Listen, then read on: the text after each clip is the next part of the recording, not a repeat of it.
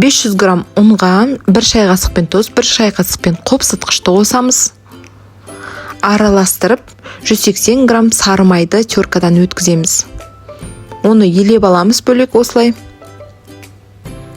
Оның үстіне 200 граммдай қаймақты қосамыз. Менде дүкеннен алған қаймақ 20%. Осымен самсаның тестасын елейміз. Міне дайын болды. Бұны жарты сағатқа қойып қоямыз. Оға дейін мен салмасын дайындаймын. Фарштың үстіне пияз, картошкамды турап, бұрыш, тұзын қосып араластырып қойдым. Осылай самсаның тестасын доңғалақтап жайып, бір шетін кесіп жібереміз. Оған фаршымды салып, айналдырып отырып, астын түйемін. Сонда осындай әдемі тюльпан самсы шығады. Міне тағы біреуін жасап көрсетейін.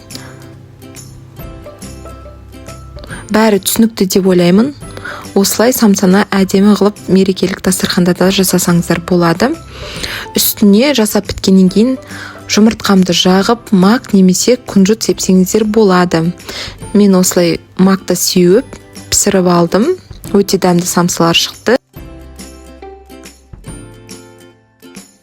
Рецепт ұнаса сақтап алыңыздар.